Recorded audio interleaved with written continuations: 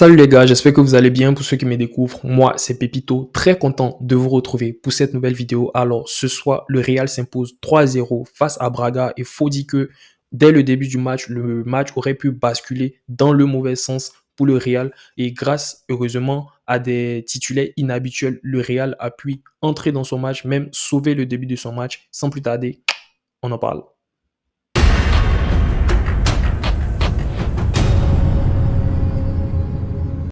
Alors, comme j'ai eu à le dire dans l'intro, ce sont des titulaires inhabituels qui ont eu à sauver le début du match du Real, notamment Brahim Diaz et Lunin. Lunin, déjà, il a été titulaire parce que Kepa s'est blessé à l'échauffement.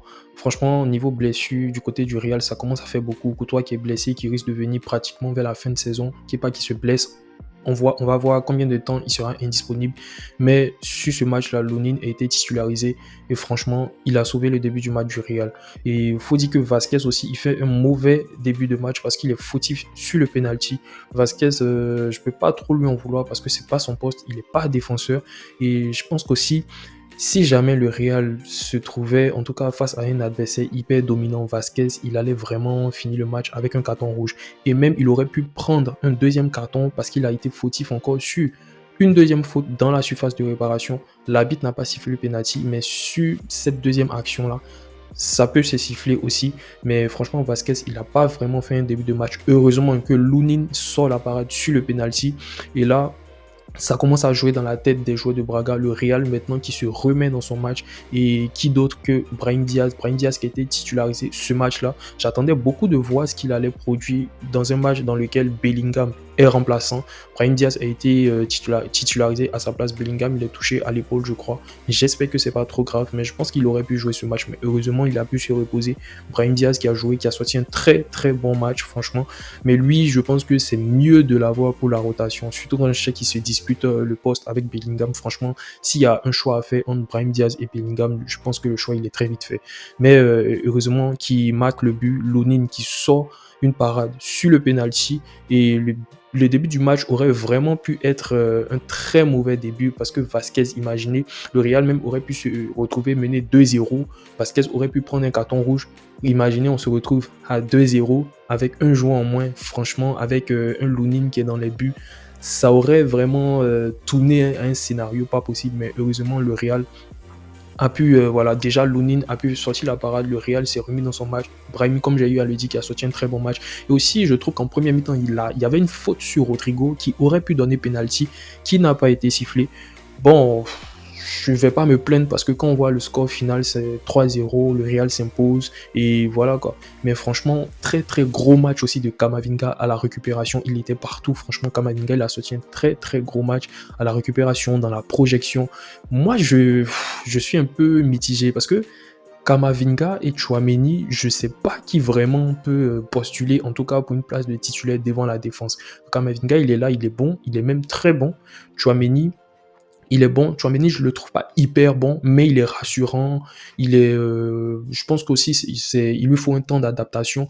Mais voilà, j'hésite encore. Je sais pas trop. Dites-moi qui vous voyez. En tout cas, des deux titulaires devant la défense. Mais Camavinga, il apporte beaucoup quand il se projette. Camavinga, c'est vraiment, il a sorti un très, très bon match. Et notamment aussi les attaquants. Vinicius, Rodrigo, j'attendais beaucoup, beaucoup, beaucoup d'eux. Déjà, alors, je tiens à dire, quand j'ai vu le même système qui a été reconduit, parce que moi, je suis un très, très fort partisan du 4-3-3. Voilà, je vous cache pas, 4-3-3, moi, c'est mon truc, je veux qu'on reparte sur ça. Mais déjà, dès le début du match, quand j'ai vu la même formation que Ancelotti a reconduit encore, la formation qu'il a l'habitude de conduire et que voilà, dans certains matchs, c'est compliqué pour le Real et que parfois Vinicius ne se retrouve pas, Rodrigo, tout ça aussi.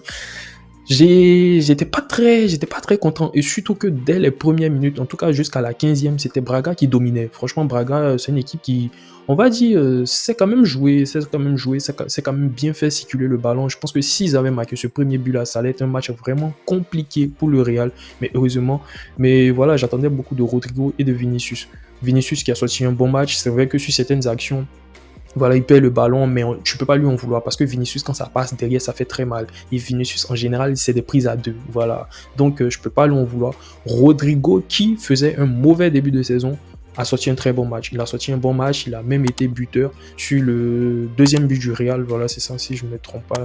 Deuxième ou troisième, bref. Et franchement, le rendement, en tout cas, l'animation est bonne. mais je suis encore, on va dire, sceptique sur ce système de jeu. Je me demande si face à des équipes, en tout cas hyper dominantes, est-ce que ce système-là va fonctionner? Parce que dès en tout cas la ligne d'attaque, le pressing franchement de Rodrigo seulement et de Vinicius, ce sont deux joueurs seulement qui pressent, il est inefficace. Certes, au milieu, tu as une très forte densité, mais devant là, ça c'est vraiment pas bon, c'est pas du tout bon. Mais franchement, ce match-là, c'était un match, on va dire, plutôt tranquille pour le Real. Ça aurait être genre un match dans lequel le Real aurait été encore obligé de courir après le score, mais heureusement, ça n'a pas été le cas. Et aussi au niveau du turnover, franchement, j'attendais une entrée d'Ada Güler. Voilà, je ne vous cache pas. Je pense que c'était le match en tout cas qu'il fallait. Voilà, un match dans lequel le Real mène 3-0 et tu es à domicile. Franchement, il était mis dans les meilleures conditions pour entrer. Mais voilà, il a donné un peu de temps de jeu aux autres. J'espère que c'est parce que Ada Güler n'est pas touché physiquement ou peut-être parce qu'il n'est pas à 100%. Je préfère plus la deuxième option, le fait qu'il ne soit pas à 100%, qu'il n'ait pas été aligné. Bellingham qui a pu se reposer, il y a eu des joueurs comme Fran Garcia, comme Roselu qui ont pu entrer plus tard, Modric qui a eu du temps de jeu. Depuis le début de saison, c'est la première fois qu'on voit Kroos et Modric en même temps dans le match au même moment. D'habitude, c'est quand l'un est sur le banc, l'autre est sur le terrain. Du coup, ça a été un match dans lequel le Real, franchement, aurait pu se compliquer la tâche dès les premières minutes. Mais voilà, avec le sauvetage, parce que le sauvetage de Lunin, c'est vraiment le tournant de ce match. C'est vraiment, vraiment le tournant de ce match. Si le penalty avait été marqué, je pense que ce match-là allait être beaucoup plus compliqué pour le Real. Mais heureusement, Lunin qui fait une bonne parade. Alors Lunin, on verra, vu que Kepa est blessé, on verra heureusement que le prochain match c'est face à Valence. Je pense que Valence, c'est un adversaire en tout cas dans lequel le Real peut se permettre encore de mettre, on va dire, une pseudo-équipe B, c'est-à-dire Lunin dans les buts, Brahim titulaire, un truc comme ça. Voilà, je pense que ça va aller. Après, il y a la trêve. Donc tant mieux, je pense que le timing est plutôt bon. Mais après, Kepa, j'espère que c'est pas une grosse, grosse absence. Personnellement, je suis pas très, très fan de Kepa. Moi, 6 mois, c'est totalement un retour de Courtois que j'attends. Mais de Kepa à Lunin, franchement, moi, je préfère Kepa. Voilà, je pense que Kepa, il a plus d'expérience. Il est plus, voilà. Je pense qu'en niveau même plus de gardien, moi, je préfère Kepa. Je pense que Kepa est meilleur. Voilà. Après, Lunin, on l'a pas énormément vu. On attend de voir ce que ça va donner. Mais c'est un peu ça. Et aussi la défense Rudiger très correcte. Rudiger, franchement, depuis la blessure de Militao, il fait le taf. Il fait beaucoup, beaucoup de bien. Alaba qui a été reposé, Nacho qui a joué. Franchement, j'étais un peu sceptique. Surtout, ce qui m'a rendu le plus sceptique, c'est Lucas Vasquez. Quand je l'ai vu, quand j'ai vu la compo de départ, j'ai vu Lucas Vasquez. J'étais pas très, très content. Bon, Ancelotti, il a préféré faire ça, heureusement. Parce que c'est lui, en fait, qui a failli nous coûter le but sur penalty. Donc, tant mieux, les choses ne se sont pas mal passées. Donc, voilà, Vinicius qui marque. Vinicius, il était, en tout cas, depuis l'arrivée de Bellingham, Vinicius et Rodrigo étaient mis dans de mauvaises dispositions. Du coup, c'était à eux de s'adapter. Donc, c'était Bellingham qui brillait beaucoup plus. Donc, moi, j'attendais beaucoup d'eux. J'attendais des buts, j'attendais des dribbles. Bref, j'attendais ce qu'ils savent faire. J'attendais qu'ils mettent leur qualité première en avant. Et c'est ce qui a été fait. Rodrigo, très bon dans le match. Franchement, Rodrigo, quand il est comme ça, on kiffe, on apprécie. Et voilà quoi. Le match d'avant, au Rayo, il avait fait une bonne entrée. Ce match, il est titulaire. Un bon match, buteur vers la fin du match. Vinicius aussi dans la provocation, dans le 1 contre 1. Bon, c'est un classique. Je ne vais pas vous refaire encore la même chanson. Et voilà quoi. Buteur aussi. Très beau but de Vinicius. Camavinga impliqué sur les 2 derniers buts à la récupération. Très bon match. Kroos, Valverde. Franchement, rien à dire, rien à reprocher à aucun des joueurs. Même si Mendy il s'est fait un peu prendre sur un dribble là, en contre-attaque, en première mi-temps.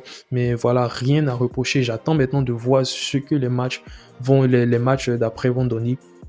Ce système-là, je ne sais pas encore, je ne suis pas très fan en tout cas. Moi, je préfère un 4-3-3, mais on verra ce que ça va donner. On verra avec tous les joueurs qui sont en forme, avec un Rodrigo qui est en forme, avec un Vinicius qui est en forme, avec un Bellingham qui est en forme et qui sera là.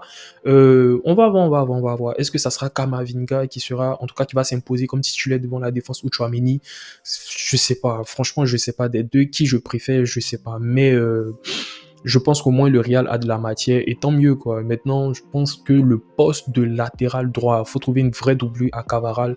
Mendy et Fran Garcia. Mendy, en tout cas, quand il est à 100%, il est très bon. Fran Garcia, on sait que c'est très compliqué pour lui de défendre dans certains matchs, mais on va voir ce que ça va donner au courant de la saison. Du coup, c'est un peu ça. N'hésitez surtout pas à vous abonner et à partager. Et on se dit à très bientôt pour la prochaine pépite. Ciao.